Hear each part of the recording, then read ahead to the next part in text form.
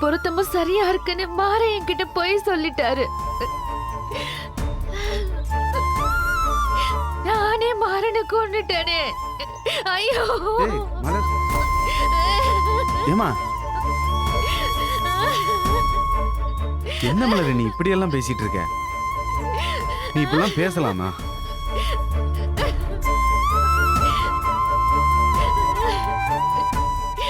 இல்லன்னு என் ராசியால தான் மாற இறந்துட்டாரு. இந்த மலரே இப்பெல்லாம் பேசாத. எந்திரி உள்ள போமா. என்ன பேச்சு இது?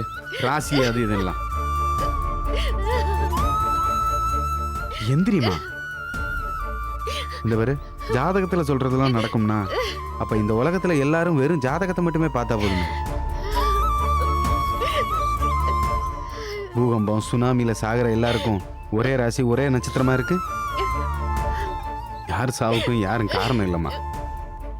நேரம் வந்தா போக வேண்டியதான். மலரே இந்த வருமா, தயவு செய்து இந்த மாதிரிலாம் பேசாத. எழுந்துரு எழுந்துருமா சொல்றேன்ல. எந்திரி வா. பார்த்து அண்ணா, நான் பார்த்து ஆறுதல் சொல்லிக்கிறேன். நீ கவலைப்படாம இரு. வாமா, அழாமா வா.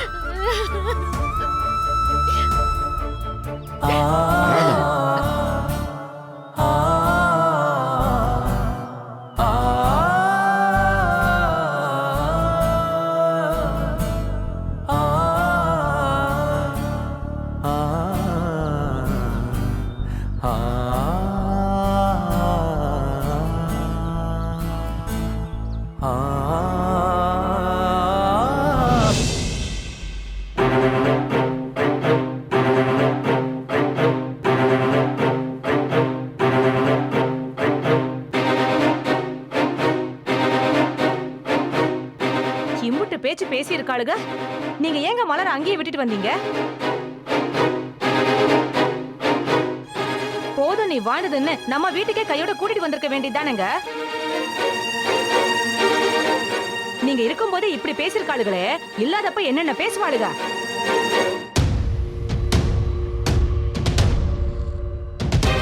நம்ம புள்ளைய கழுத்தை புடிச்சு வீட்டை விட்டு வெளியே தள்ளிருக்காளுங்க.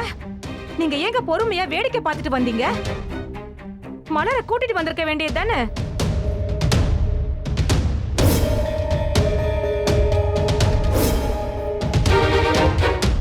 என்ன துரை, ஏன் இப்படி அமைதியா இருக்க? இவ்வளவு தூரம் நடந்ததுக்கு அப்புறம் ஏன் மலரை அங்கேயே விட்டுட்டு வந்த? விட்டுட்டு வராம இங்க கூட்டி வந்து என்னமா பண்ண சொல்றீங்க?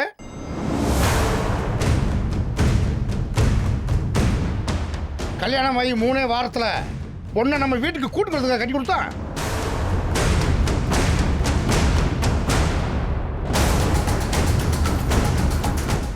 அதுக்கு கட்டி கொடுக்காம நம்ம வீட்டில் வச்சுக்கலாமா? கல்யாண வாழ்க்கைண்டா 1000 சண்டை சர்ச்சைகள் வருத்தம் செய்யும். மாமியார் நாத்தினாரு குடையதே செய்வாளுங்க. ஆனால் அதையும் தாண்டி வாழ்ந்து காட்டுறது தான் அந்த கல்யாண வாழ்க்கைக்கே அழகு.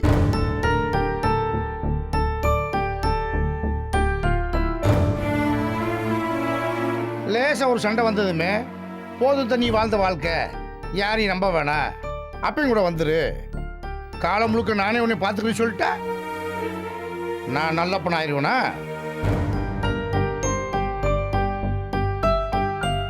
உண்மையில் நல்ல அப்பங்கிறது யார் தெரியுமா? மக வீட்டில் ஒரு சண்டை சச்சரவு வந்தா, அத்தா நான் உன்னை நல்ல இடத்துல கட்டி கொடுத்துருக்கேன், குடும்பம்னு 1008 பிரச்சனை வரத்தான் செய்யும். எதுவாக இருந்தாலும் உன் புருஷன் கூட அனுசரித்து போய் 2 பேரும் ரெட்ட மாட்ட வேண்டியா ஒரே நேரு வீட்டில் போய் குழப்பம் நடத்த பாருங்க சொல்லி எவன் மகளுக்கு புத்திமதி சொல்கிறானோ அவன் தான் நல்ல அப்பன்.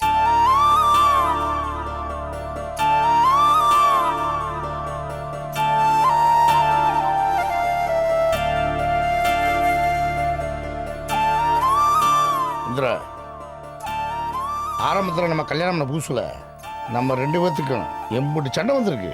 பஞ்சாயத்து பண்ண வந்தவங்க அப்பா வார்த்தை பெட்டியை தூக்கிட்டுன்னு உங்கள்கிட்ட சொல்லியிருந்தா நாம இன்னைக்கு இந்த வாழ்க்கை வாழ்ந்துருப்போமா? உங்கள் அப்பா என்கிட்ட வந்து, சின்ன பிள்ளை மாப்பிள்ள விவரம் தெரியாம பண்ணிட்டா எனக்காக அனுப்பிச்சு போங்கன்னு சொல்லுவாரு. அதே நேரத்தில் ஓ அம்மா உன்கிட்ட வந்து மாப்பிள்ளை கோவக்காரரு ஆனால் குணமானவர் பாசமானவர், இந்த சண்டையெல்லாம் 2 நாள் மாறி போகும்தா சொல்லி உங்ககிட்ட சொல்லுவாங்க. இப்படி புத்திமதி சொன்னதுனால தான் நாம் 25 வருஷமாக வாழ்ந்துக்கிருக்கோம். புருஷனை மதிக்காத அத்துக்கிட்டு வான்னு சொல்லியிருந்தா 2 பேருமே வாழ்க்கை தொலைச்சிட்டு தான் தெரிஞ்சிருக்க முடியும். கல்யாணம்ங்கிறது கிணத்து தண்ணியில் நீச்சல் பழகுற மாதிரி குதிச்சோடனே நீந்துருவேன் இந்த உலகத்துல இருக்கேன். தண்ணியில குதிச்சதும் தண்ணி 3 தடவை அமுக்கத்தான் செய்யும், மூச்சு முட்டத்தான் செய்யும். எங்க இன்னைக்கு நம்ம செத்து போய் பயம் வரத்தான் செய்யும். ஆனா அதுக்கப்புறம் ஒரு தைரியம் வரும், நீந்தணும் தோணும். அப்படி நீந்துறவன் தான் கரை சேர முடியும்.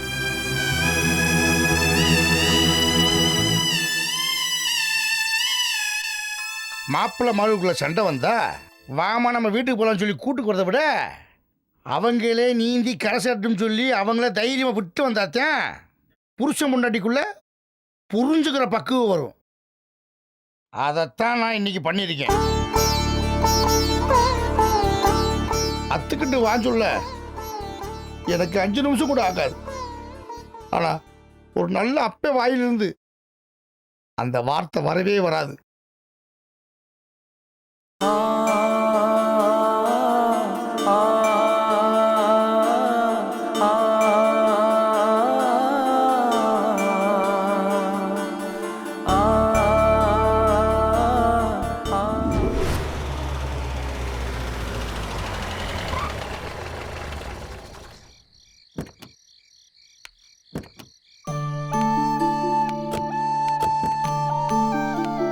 பார்த்து மாப்ள, மெதுவாக இருங்க. ரிப்போர்ட்லாம் எடுத்துட்டீங்களா மாப்பிள்ள? நான் எடுத்துட்டேன் மாமா. சரி வாயா. பாப்பா வெற்றி வாயா, மெதுவா மெதுவா உட்காரு இப்படி தம்பி. உட்காரியா.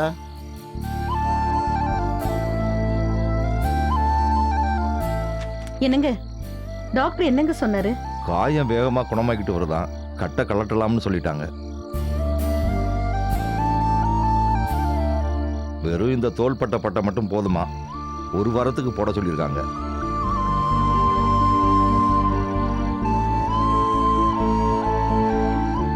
அப்புறம் ஒரு எண்ணெய் வேற கொடுத்து விட்டுருக்காங்க. அதை 2 நாளைக்கு ஒரு தடவை 3 வேளையும் முதுகுல தேய்ச்சி விட சொல்லியிருக்காங்க. அப்படி நல்லா தேய்ச்சி விட்டா எல்லாம் சரியா போயிடும்னு அவங்க சொல்லி அனுப்புனாங்க.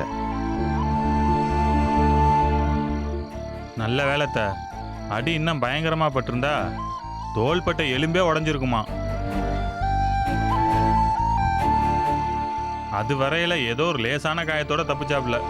இது என்கிட்ட சொல்லாதீங்க.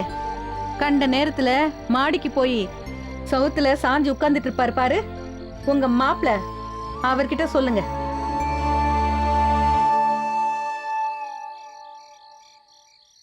அப்பா எண்ணெயை நல்லா அரைக்கி தேய்ச்சி விட சொல்லியிருக்காங்க. நீங்க உங்க கையால தேய்ச்சி விட்டா சரியா இருக்கும்பா. சரியா, நானே தேய்ச்சி விடுறேன். சரிப்பா. எண்ணெய் தேய்ச்சி விட்டதுக்கு அப்புறம் ரொம்ப வலி எடுக்கும்னு சொன்னாங்க மாப்பிள்ள. அதை தான் நீ கொஞ்சம் பொறுத்துக்கணும். அதுக்கு என்ன, வலி எடுக்குதுன்னு சொன்னா நானே என் பேரனுக்கு நீ விட்டு ஒத்தனம் கொடுக்குறேன். அம்மாடி ஈஸ்வரி, ஐயா. சின்ன அடுப்பு, தோசைக்கல், ஒரு துணியில தவிட்ட கட்டி எடுத்துட்டு வாமா. வலிச்சதுன்னா நானே ஒத்தனம் கொடுத்துட்றேன். சரிங்க ஐயா.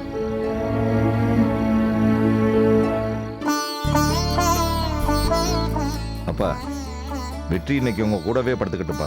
ராத்திரி நீங்க ஒத்தடம் கொடுக்கறதுக்கு வசதியா இருக்கும். சரியா மாப்பிள்ள, இன்னொரு கட்டில் எடுத்துட்டு வந்து இப்படி போடுறேன், அதுல நீ படுத்துக்க. ஐயா இப்போ ஒரு தடவை எண்ணெயை தேய்ச்சி விடுவாரு, சரியா? சரி மாமா. மாமா அந்த எண்ணெயை கொடுங்க. இந்தாங்க.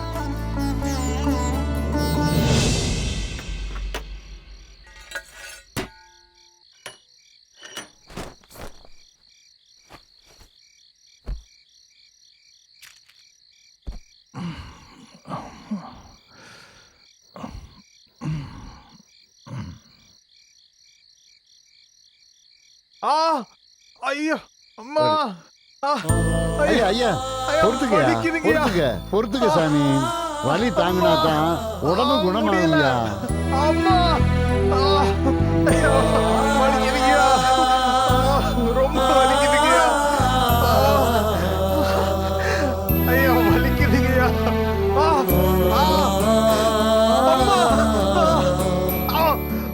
ஒண்ணுமில்ல சாமி, கொஞ்சம் பொறுத்துக்கையா. முடியலையா,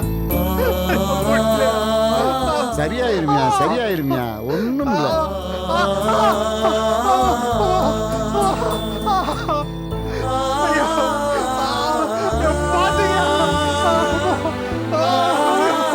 ஐயா வலி தாங்க முடியல. ஐயோ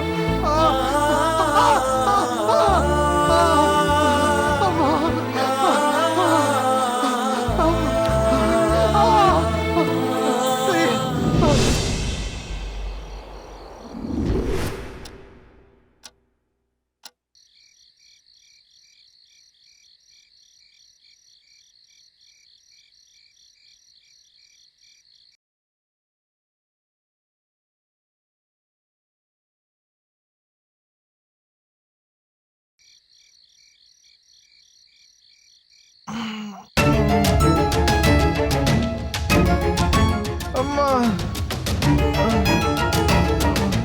அம்மா ஐயா ஐயா. வெற்றி வெற்றி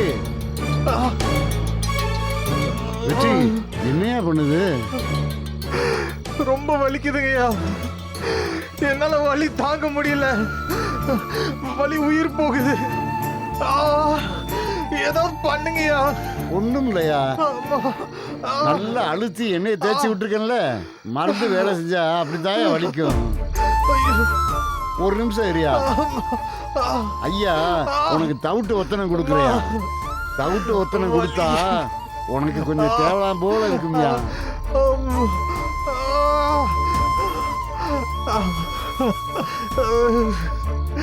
வலி தாங்க முடியலையா, கொஞ்சம் வேகமாயா. அம்மா ஐயோ முடியலையே. ஐயோ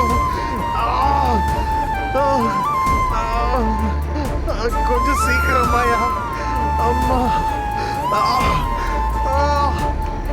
அம்மா ஐயா வலிக்குதுங்க ஐயா.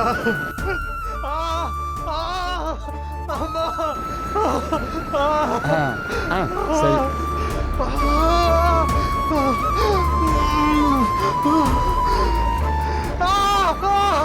ஐயா ஐயா வலிக்குதுயா. அம்மா வலி தாங்க முடியலையா. ஒண்ணும் இல்ல சாமி, ஒண்ணும் இல்ல. கொஞ்சம் பொசுக்கிற மாதிரி இருந்தா தான் வலி நல்லா கேட்கும். கொஞ்சம் பொறுத்துக்கையா. ரொம்ப வலிக்குதுங்கய்யா.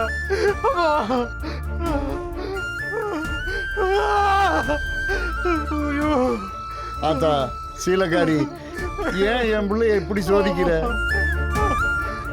கூடவே இருந்து என் பேரனை நல்லபடியா குணமாக்கி கூடி சீக்கிரம் திருப்பி கொடுத்தா நீ இருக்கேங்கிற நம்பிக்கையில தானே நாங்கெல்லாம் உசுறு வாழ்ந்துகிட்டு இருக்கோம்.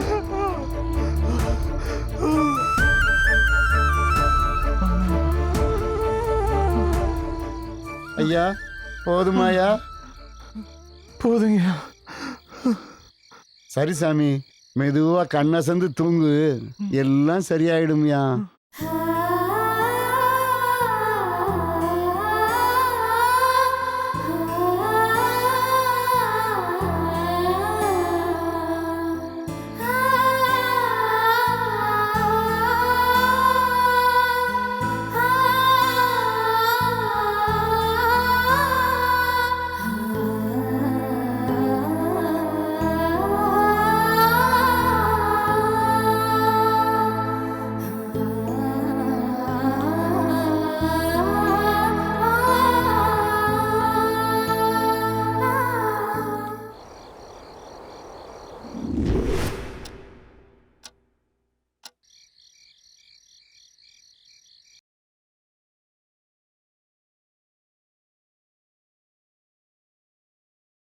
ஐயா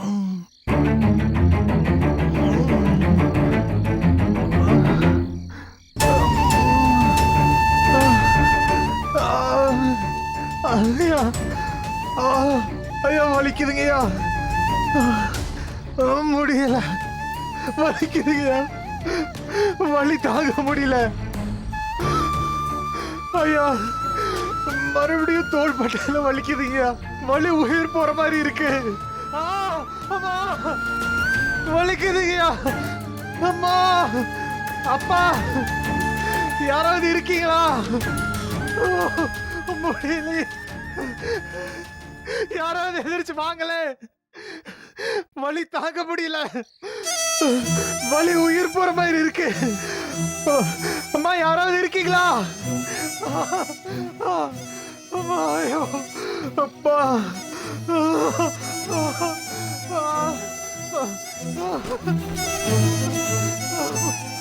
ஐயோ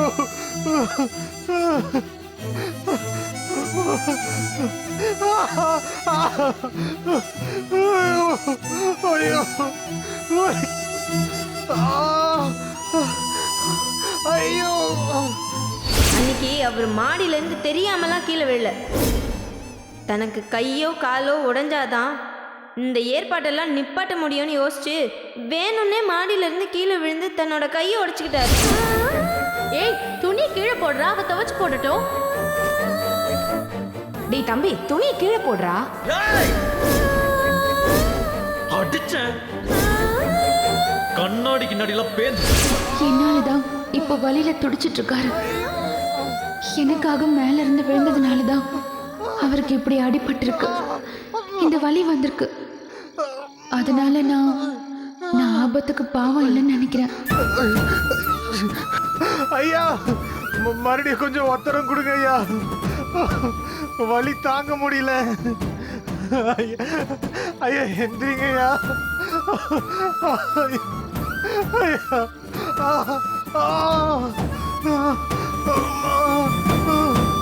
ஐயா ரொம்ப வலிக்குது ஐயா.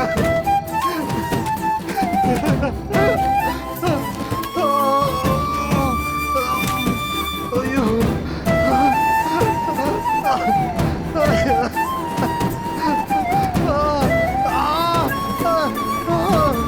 ஐயா கொஞ்சம் சீக்கிரமாயா.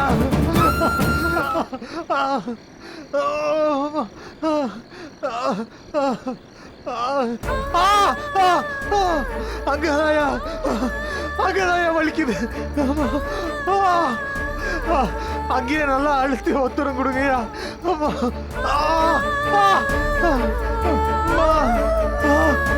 அங்கதாயா நான் சூடு பொறுத்துக்கிறேன். அங்கேயே நல்லா அழுத்தி ஒத்தனம் கொடுங்கய்யா.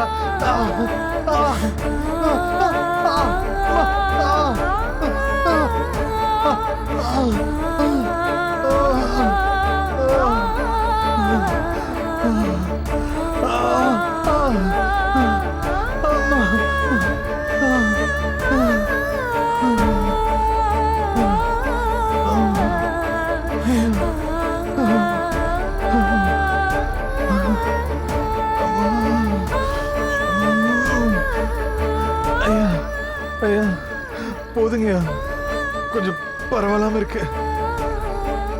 நான் அப்படியே தூங்கிடுறேன்.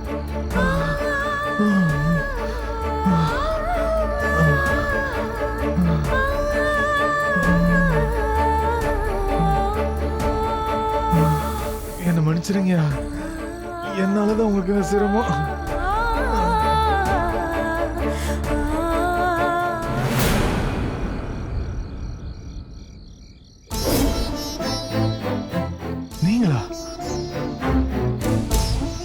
நீங்களா எனக்கு உத்தரவு கொடுத்தீங்க?